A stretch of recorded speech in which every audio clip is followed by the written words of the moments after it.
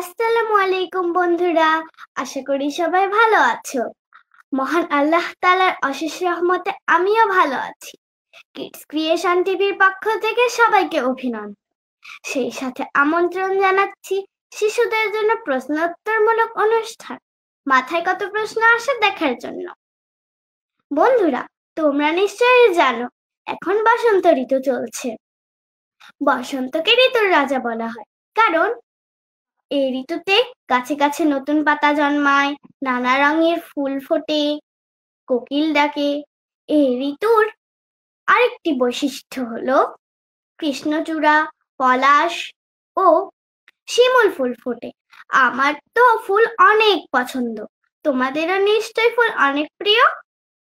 তো বন্ধুরা, আর কথা না বাড়িয়ে আমরা আমাদের আজকের মূল অনুষ্ঠানে চলে যাই। আজকে আমাদের সাথে উপস্থিত আছেন শাইখ ডাক্তার মোহাম্মদ আবু ইউসুফ খান, বিশিষ্ট আলেমে দ্বীন ও মিডিয়া ব্যক্তিত্ব। আসসালামু আলাইকুম শাইখ, আপনি কেমন আছেন? ওয়ালাইকুম আসসালাম ওয়া রাহমাতুল্লাহি ওয়া বারাকাতুহু। তুমি কেমন আছো জাইফা? আলহামদুলিল্লাহ, আমিও ভালো আছি। প্রিয় দর্শক, এছাড়াও অনলাইনে যুক্ত আছেন তাকিয়া তাবাসসুম, ফাতিয়াতুজ জোহরা, আরিয়ান আল আরাফ, আব্দুল্লাহ আল সাইফ ও জান্নাতুন নাইম, এবং উপস্থাপনায় আমি আছি জাইফা মুনজাই। মনের জমানো প্রশ্নগুলোর উত্তর জানবো প্রিয় শাইখের কাছ থেকে। চলুন দর্শক, আমরা তাহলে প্রশ্ন উত্তর পর্বে চলে যাই। প্রথমে প্রশ্ন করবে তাকিয়া তাবাসসুম। আপু, তুমি তোমার প্রশ্নটি করো। আসসালামু আলাইকুম হুজুর। ওয়ালাইকুম আসসালাম তাবাসসুম, কেমন আছো তুমি?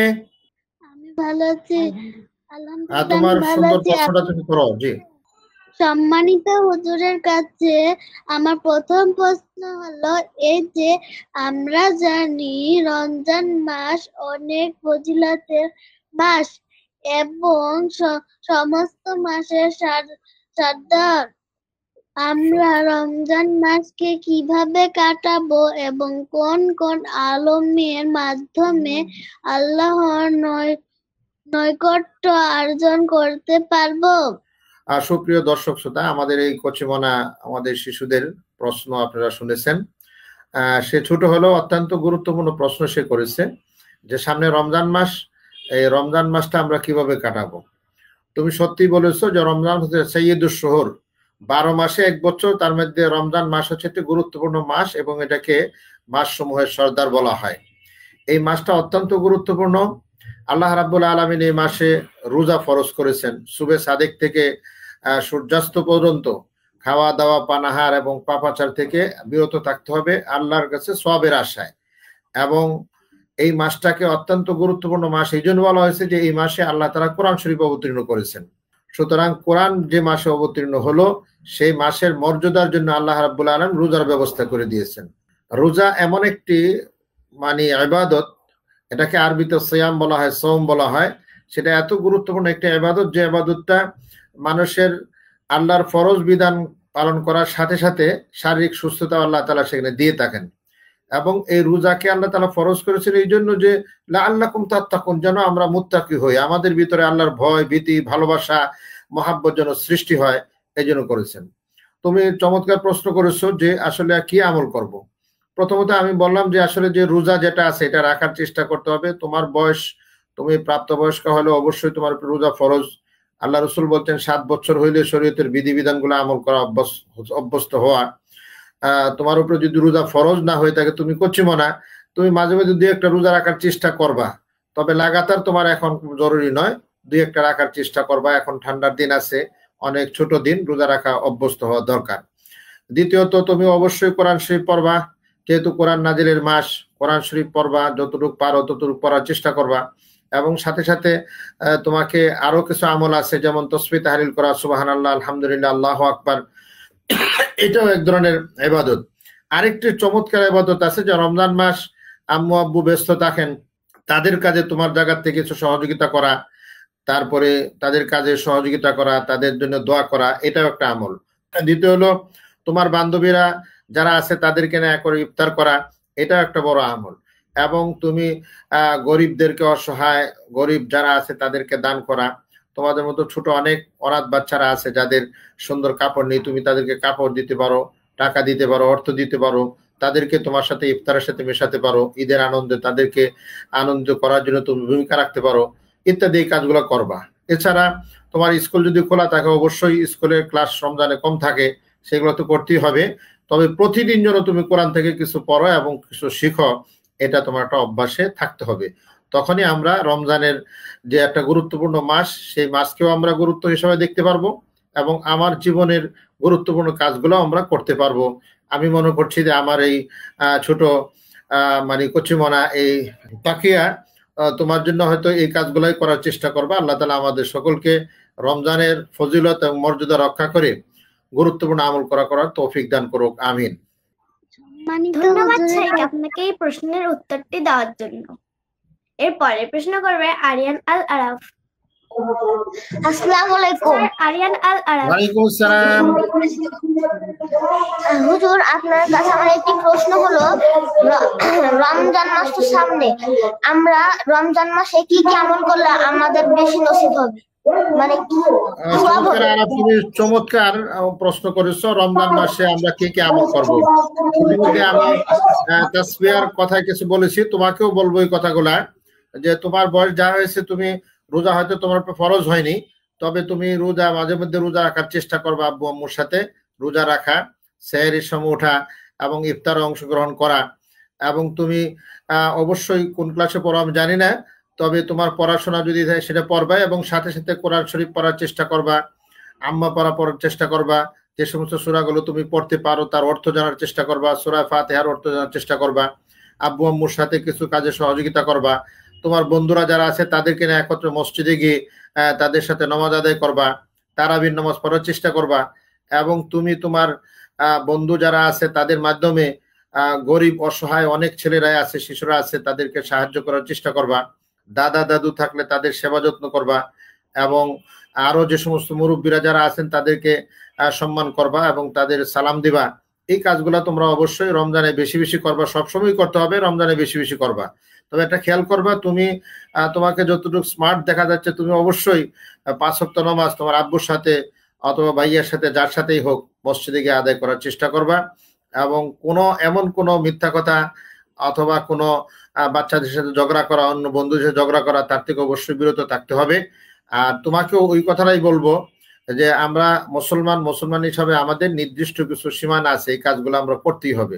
যেমন কোরআন আমাদের পড়তেই হবে, বুঝতে হবে এবং এই ক্ষেত্রে আমাদের গাফলতি করলে চলবে না। এই ব্যাপারে আমাদের খুব সতর্ক থাকতে হবে। আমরা যেন কমাস কম তুমি এই রমজানে একটা সিদ্ধান্ত নাও, যদি আমি সূরা ফাতিহা, সূরা ইখলাস, সূরা নাস, সূরা ফালাক এগুলোর অর্থ পড়ার চেষ্টা করব ইনশাআল্লাহ। অবশ্যই তুমি পারবে। এই কাজগুলো করতে করতে আমরা ভালো কাজের অভ্যস্ত হয়ে যাব এবং আল্লাহ যে উদ্দেশ্যে আমাদের রোজা ফরজ করেছেন, আল্লাহ সন্তুষ্টি অর্জন করা, তাও আমাদের দ্বারাতে সম্ভব হবে। আশা করি তুমি এই কাজগুলো করবে এবং যারা শুনছেন আপনাদের বাচ্চাদেরকে এই কাজগুলো করানোর জন্য, অভ্যস্ত করার জন্য আপনারা চেষ্টা করবেন। আল্লাহ আমাদের সকলকে তৌফিক দান করুক, আমিন। আমিন। এরপরে প্রশ্ন করবে আব্দুল্লাহ আল সাইফ।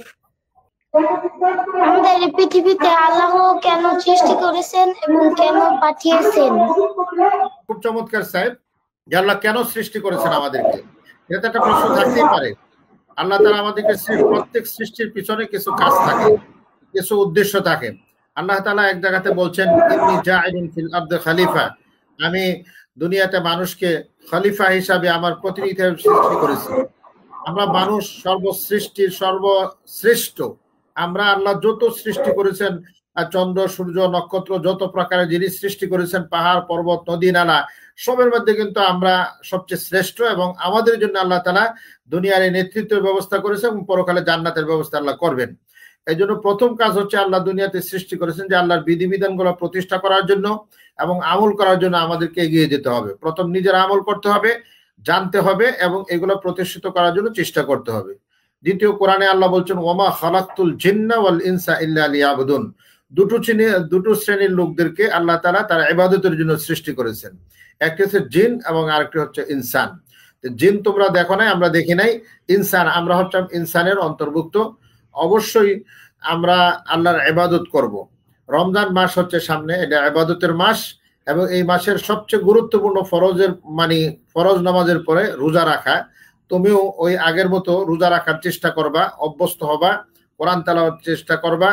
তাহলে আল্লাহ যে উদ্দেশ্যে আমাদেরকে সৃষ্টি করেন তার ইবাদত, সেই ইবাদতটা আমরা আমল করতে পারবো ইনশাআল্লাহ। যদি এই ইবাদত আমল করতে পারি, অভ্যস্ত হতে পারি, তাহলে সাহেব একদিন তুমি এই দেশের একজন সুনাগরিক হবে, তুমি এই দেশের উন্নয়নে অংশীদারি হবে, তুমি দেশকে এগিয়ে নেওয়ার জন্য ভূমিকা রাখবে। আমরা এমন একটা প্রত্যাশা সাইফের কাছে করছি, যেন সে ইসলামী শিক্ষিত হয়ে আল্লাহর প্রকৃত দাস হিসাবে আল্লাহর জমিনে আল্লাহর দিন প্রতিষ্ঠার ক্ষেত্রে অগ্রগামী ভূমিকা পালন করতে পারো। আল্লাহ তোমাকে সেই মানের তৌফিক দান করুক, আমিন। আমিন। এরপরে প্রশ্ন করবে জান্নাতুন নাইম। আসসালামু আলাইকুম শায়েখ। ওয়ালাইকুম আসসালাম। আমরা আমাদের জীবনকে কিভাবে ছোট ছোট কাজের মাধ্যমে অনেক নেকি অর্জন করতে পারি? খুবই জান্নাতুন নাইম, খুবই চমৎকার। তুমি তোমার বয়স ছোট, সেই হিসাবে তুমি ছোট ছোট কাজের মধ্যে অনেক নেকি হাসিল করতে পারো কিভাবে, এটা একটা চমৎকার প্রশ্ন। আমি তোমাকে মোবারকবাদ জানাচ্ছি যে একটি গুরুত্বপূর্ণ প্রশ্ন তুমি নিয়ে এসেছো। সবচেয়ে ছোট কাজ, ইসলামের প্রত্যেকটা কাজই গুরুত্বপূর্ণ, এবং প্রত্যেকটা কাজের সব আল্লাহ যেহেতু দেন, কাজ যতটুকু হোক সব কিন্তু বিশাল আল্লাহ দিয়ে থাকেন। যেমন তোমার এই বয়সে বা তোমার বয়সে যারা আছে তাদের জন্য প্রথম তো কাজ হচ্ছে, আসলে আমি মানে আমার যে সমস্ত কাজগুলো আব্বু আম্মুর পক্ষ থেকে আমাকে স্কুলে বা মাদ্রাসায় যাওয়ার জন্য দেয়, সেই কাজটা আমি যথানিয়মে করব, তাদের সেবা করব, তাদের যত্ন করব, তাদেরকে সালাম দিব, বড়দেরকে সালাম দিব, ছোটকে স্নেহ করব। আল্লাহ রাসূল হাদিসে বলছেন, মাল্লাম ইয়ারহাম সগীরানা ওয়ালাম ইউয়াক্কির কাবীরানা ফালাইসা মিন্না। যে ব্যক্তি বড়কে সম্মান করে না, ছোটকে স্নেহ করে না, সে আল্লাহ রাসূলের উম্মতি না।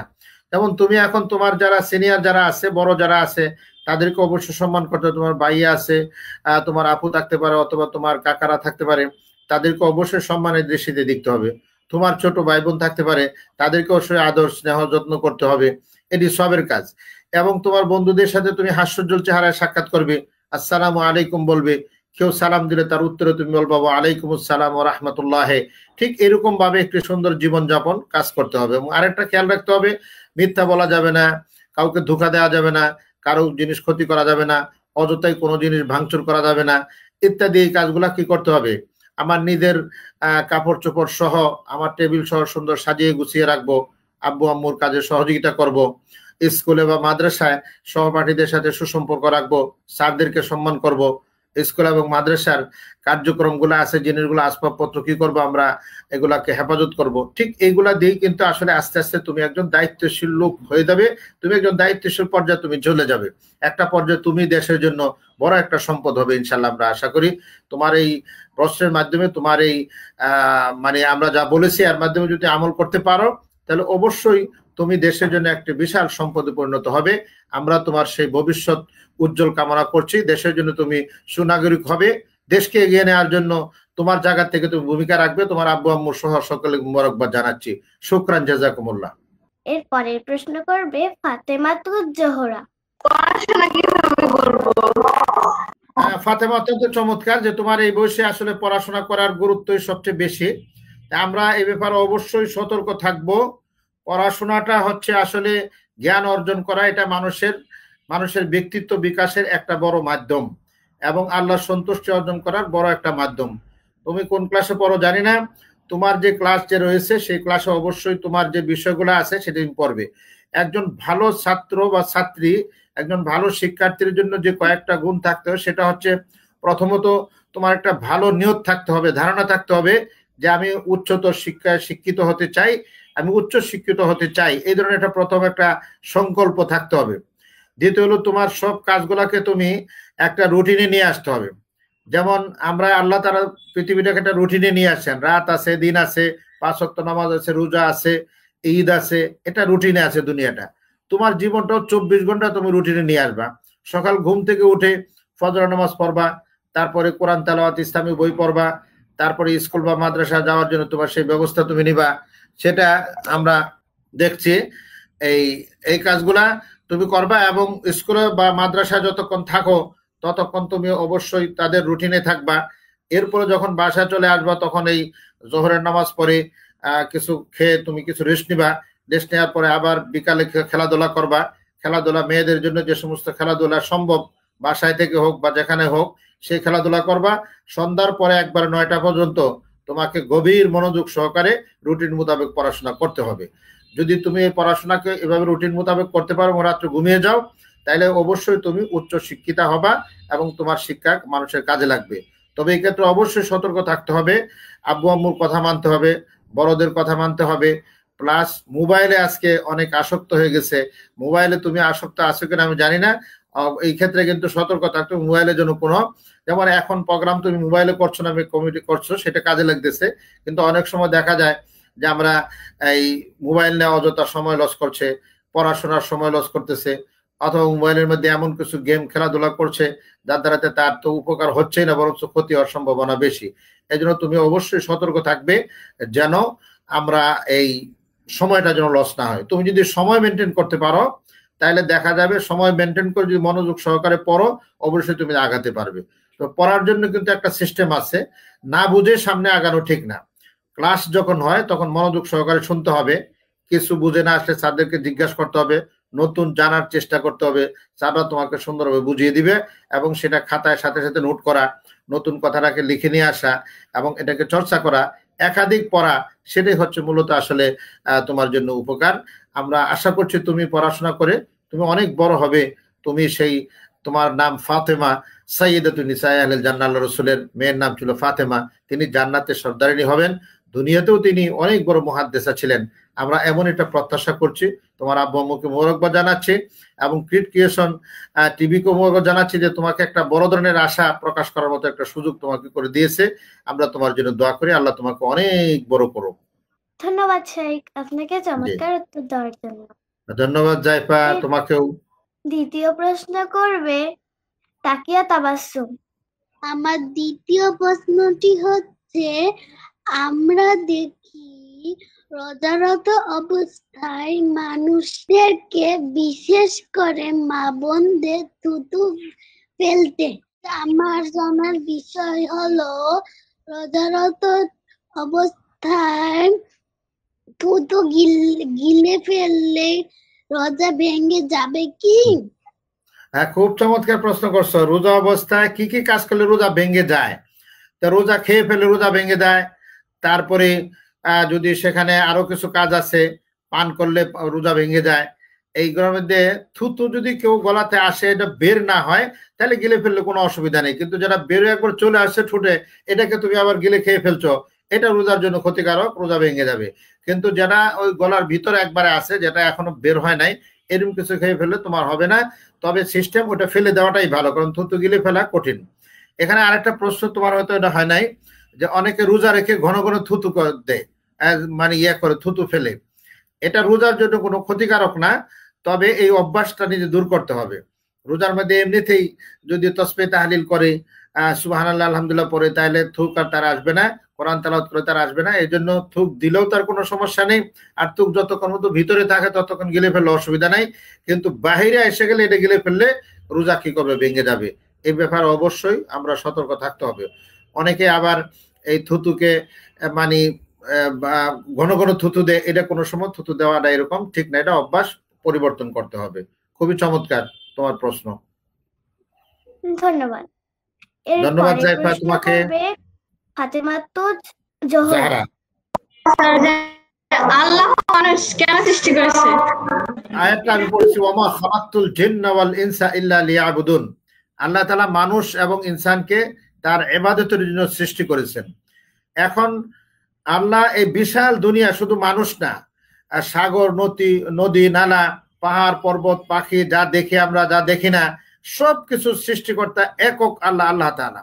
এই বিশাল সৃষ্টির মধ্যে শ্রেষ্ঠ বানিয়েছেন মানুষদেরকে। এই আমাদের এই ছোট্ট আকৃতির মানুষদেরকে আল্লাহ তাআলা শ্রেষ্ঠ করেছেন, এবং এই মানুষদেরকে দুনিয়া পরিচালনা করার দায়িত্ব দিয়েছেন।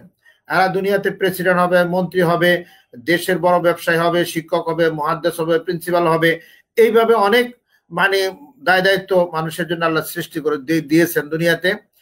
এবং এই দায়িত্বগুলো সঠিকভাবে পালন করার জন্য যুগে যুগে আম্বিয়া কেরাম প্রেরণ করেছেন। সর্বশেষ মুহাম্মদুর রাসূলুল্লাহ সাল্লাল্লাহু আলাইহি ওয়াসাল্লামা কে সৃষ্টি করে প্রেরণ করেছেন। তিনি আমাদেরকে পুরুষের কি কাজ, মহিলাদের কি কাজ, কি যৌথ কাজ, এগুলা ভালোভাবে দেখিয়েছেন।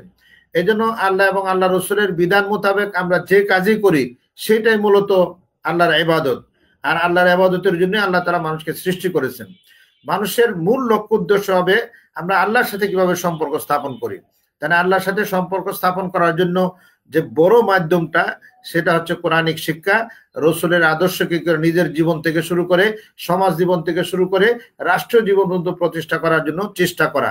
সেটা বক্তৃতার মাধ্যমে হোক, লেখনের মাধ্যমে হোক, আরো অন্যান্য কোনো প্রচারের মাধ্যমে হোক, আল্লাহর জমিনে আল্লাহর দিন প্রতিষ্ঠার প্রচেষ্টা করাটাই হচ্ছে মূলত সার্বিক দিক থেকে সেটা ইবাদত। ফাতেমা, তোমাকে ওরক জানাচ্ছি যে তুমি আসলে আল্লাহ আমাদের কেন সৃষ্টি করেছেন। কয়েকটা কাজ, একটা আল্লাহর প্রতি আমাদের ঈমান আনতে হবে, 2 নম্বর আল্লাহর বিধিবিধানগুলো মানতে হবে, 3 নম্বর রসুলের আদর্শকে আমল করতে হবে, 4 নম্বর হচ্ছে আমরা ব্যক্তি জীবনে সেগুলোকে আমল করে আমাদের পারিবারিক জীবনে সেগুলো আমল করব, আমাদের সমাজে সেটা প্রতিষ্ঠা করার চেষ্টা করব, রাষ্ট্রীয়ভাবে সেটা প্রতিষ্ঠা করার চেষ্টা করব। তবেই তো আল্লাহ আমাদেরকে যে উদ্দেশ্যে সৃষ্টি করেছেন সেই উদ্দেশ্যের দ্বারে আমরা, সেই উদ্দেশ্যের রাস্তায় আমরা হয়তো চলতে পারবো। এই চেষ্টা আমার মরণ পর্যন্ত করে যেতে হবে। আল্লাহ আমাদের সকলকে তৌফিক দান করুক, আমরা যেন আল্লাহর আব্দ এবং গোলাম হিসাবে, বাদী হিসাবে যেন আমরা কাজ করে আল্লাহর সন্তুষ্টি অর্জন করতে পারি, দেশকেও একটি সুন্দর সমাজ উপহার দিতে পারি, সে অংশীদারি হতে পারি। আল্লাহ আমাদের সকলকে তৌফিক দান করুক। তোমাকে অত্যন্ত চমৎকার প্রশ্ন করার জন্য মুবারকবাদ জানাচ্ছি ফাতেমাতুজ জোহরা। ধন্যবাদ স্যার। এরপরে প্রশ্ন করবে আরিয়ান আল আরাফ। হুজুর, আমার প্রশ্নটি হলো, মক্কা কত সালে প্রতিষ্ঠিত হওয়া শুরু হয়েছে? আলহামদুলিল্লাহ, খুবই চমৎকার প্রশ্ন করেছো। মক্কা তো একটি জায়গার নাম। তোমার প্রশ্ন কাবা কখন প্রতিষ্ঠিত হয়েছে। আমরা জানি যে আল্লাহ তাআলা যখন মানুষ সৃষ্টি করবেন তখন ফেরেশতাদের থেকে পরামর্শ নিয়েছিলেন। সেই পরামর্শের প্রেক্ষিতে ফেরেশতারা বলছিল যে আল্লাহ, মানুষ সৃষ্টি করার দরকার নাই, এরা দ্বন্দ্ব কলহ মারামারি কাটাকাটি করবে। সেই ক্ষেত্রে আল্লাহ তাআলা ফেরেশতাদের এই কথায় অসন্তুষ্ট হলেন। ফেরেশতারা বুঝলো যে আল্লাহ অসন্তুষ্ট হয়েছে। তখন তারা চতুর্থ আকাশে, 7টি আকাশ আছে, চতুর্থ আকাশে একটি ঘর আছে, এটাকে বাইতুল মামুর বলে, সেটা তারা প্রদক্ষিণ করতে করতে করতে আল্লাহ সন্তুষ্টি অর্জন হয়েছে। আল্লাহ তাআলা তাদের প্রতি সন্তুষ্ট হলেন। তখন ফেরেশতারাই আল্লাহর কাছে তারা আরজি করলো যে আল্লাহ, তুমি যে জাতি সৃষ্টি করতে চাচ্ছ সেই জাতি যদি এমন কাজ করে তুমি অসন্তুষ্ট হয়ে দাও, তখন সেই জাতির জন্য তারাও যেন এরকম একটা ঘর পায় যে ঘরটাকে তওয়াফ করে প্রদক্ষিণ করে তোমার সন্তুষ্টি অর্জন করতে পারে। তখন আল্লাহর নির্দেশে বাইতুল্লাহ ঠিক বাইতুল মামুরের নিচে মানে ফেরেশতারা প্রথম সৃষ্টি করেছেন, এবং এটার মূল উদ্দেশ্য হচ্ছে এটা প্রদক্ষিণ করে আল্লাহ সন্তুষ্টি অর্জন করা। মূলত ওই বাইতুল্লাহর ঘরটা আল্লাহ তাআলা সৃষ্টি করেছেন যে মানুষ তার গুনাহগুলো যেন আল্লাহর কাছে মাফ পাইতে পারে, গুনাহ যেন আল্লাহর কাছে গুনাহগুলো মাফ করার জন্য সে আল্লাহর সন্তুষ্টি অর্জন করতে পারে। এই ঘরটার প্রথম যিনি তৈরি করেছেন তিনি হচ্ছেন, তা হচ্ছে আল্লাহর নির্দেশে ফেরেশতা। এর পরবর্তী সময় যুগে যুগে আম্বিয়া কেরামরা করেছেন। সর্বশেষ যেটা আমরা এখন দেখতেছি এটা কুরাইশদের সময় করা, আল্লাহ রাসূলের যুগে করা সেটা। এরপরে কিছু সংস্কার হয়েছে, তবে তোমরা যদি গিয়ে থাকো তাহলে দেখছো যে এটার এক সাইডে কতটুকু জায়গা এরকম অতিরিক্ত আছে। এটাও বাইতুল্লাহর অংশ ছিল, এটা হলো হাতিমে কাবা। আর এটার বড় সংস্কার করেছেন হযরত সুলাইমান আলা নবীনা ওয়া আলাইহিস সালাতু ওয়াস সালাম, ইব্রাহিম আলাইহিস সালাতু ওয়াস সালাম, ইব্রাহিমের মাকামে ইব্রাহিম সে একটা জায়গা আছে, তিনি সেখানে দাঁড়িয়ে থেকে তার কাজকে এগিয়ে নেওয়ার জন্য তিনি কষ্ট করেছেন। তখন ফেরেশতারা, তখন জিন্নাতও কাজ করেছে। এই বিভিন্ন ধরনের সংস্কার করে এখন যেটা আছে এটা প্রায় 10 প্রকারের সংস্কারের পরে, 10 স্তরের সংস্কারের পরে এখন আমাদের সামনে আছে। তুমি যদি বাইতুল্লাহ জিয়ারত করে থাকো অবশ্যই বড় জিয়ারত করবে, আল্লাহর ঘর হজে যাওয়ার চেষ্টা করবে, এবং সেখানে গিয়ে লাব্বাইক আল্লাহুম্মা লাব্বাইক বলার চেষ্টা করবে। তোমার আব্বু আম্মু যেন সেখানে তোমাকে নিয়ে যায়, তুমিও যেন তাদেরকে নিয়ে যেতে পারো, এমন একটা পরিবেশ যেন আল্লাহ আমাদেরকে করে দেন। বাইতুল্লাহ পৃথিবীর সবচেয়ে শ্রেষ্ঠতম স্থান। বাইতুল্লাহ হচ্ছে সরাসরি আল্লাহর ঘর। সেই ঘরে যাওয়ার মানুষের একটা আকাঙ্ক্ষা থাকতেই পারে। আল্লাহ তাআলা তোমার সেই আকাঙ্ক্ষা পূরণ করুক। আমরা যেন পৃথিবীর এই সেরা ঘর আল্লাহর সরাসরি যে ঘরকে যেন যেতে পারি, আল্লাহ আমাদের সকলকে তৌফিক দান করুক। আমিন। মুবারকবাদ তোমাকে। ধন্যবাদ। এরপরে প্রশ্ন করবে আব্দুল্লাহ আল সাইফ। মসজিদ কেন তৈরি হয়েছে? মসজিদ কেন তৈরি করা হয়েছে? হ্যাঁ, খুবই চমৎকার। দেখো, মসজিদ তৈরি করা হয়েছে আল্লাহর ইবাদতের জন্য। আমরা জানি যে মুহাম্মদুর রাসূলুল্লাহ সাল্লাল্লাহু আলাইহি ওয়াসাল্লামের পূর্বে মানুষের জন্য নির্দিষ্ট জায়গা ছাড়া নামাজ পড়ার কোনো সুযোগ ছিল না। উম্মতে মুহাম্মাদী অর্থাৎ রসুলের উম্মত আমরা যারা আছি, আমাদের সব জায়গাতেই নামাজ পড়ার ব্যবস্থা আছে। জুইলাত লিয়াল আরদু মাসজিদান ওয়া তাহুরা, আমাদের সকলের জন্য মসজিদ এবং পবিত্রতা অর্জন করার সুযোগ রয়েছে। এখন আমাদের দেশে যে সমস্ত মসজিদগুলো তুমি দেখতেছো, একটু আগে আমি আরাফের উত্তরে বলেছি যে বাইতুল্লাহ কেন তৈরি করা হলো, তারই একটি অংশ হচ্ছে সারা দুনিয়ার এই মসজিদগুলা।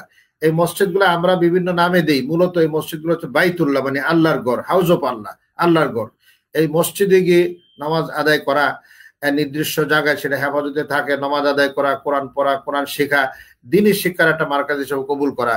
এছাড়াও যারা মসজিদে গিয়ে নামাজ আদায় করেন তাদের ব্যাপারে তাফদুল সালাতুল ফদ্দ তাফদুল সালাতুল জামিয়া আলাল ফদ্দ বি27 দারাজা। যারা জমাতের সাথে মসজিদে গিয়ে নামাজ আদায় করে তাদেরকে 27 গুণ, কোথায় 25 গুণ সওয়াব বেশি দেওয়া হয়। এজন্য মসজিদ একটি গুরুত্বপূর্ণ স্থাপনা এলাকার জন্য। মসজিদ এটা আল্লাহর ঘর, সুতরাং সেই মসজিদে গিয়ে ইবাদত বন্দি করা, আল্লাহর নাম স্মরণ করা, আল্লাহর ধ্যানে থাকা, এটা অবশ্যই ইবাদতের জন্য। রমজান মাস সামনে আছে, অবশ্যই তোমরা সেই মসজিদে যাবে, তারাবির নামাজ পড়বে, ওয়াক্তিয়া নামাজগুলো পড়বে, সেখানে মসজিদের ইমাম মুয়াজ্জিন সাহেবের কাছে কোরআন পড়ার চেষ্টা করবা, ইসলামী মাসলা মাসাইল জানার চেষ্টা করবা। এটা একটা শিক্ষার কেন্দ্রবিন্দু, ইসলামী শিক্ষার একটা কেন্দ্রবিন্দু। সেই হিসাবে আমরা মসজিদকে অনেক সম্মান করি।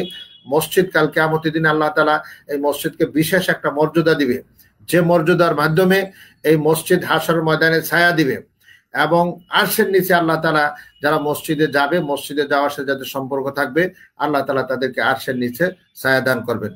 এমন একটি গুরুত্বপূর্ণ স্থাপনা মসজিদ। আল্লাহ তাআলা আমাদেরকে মসজিদের সাথে আমাদের সম্পর্ককে বাড়িয়ে দেন।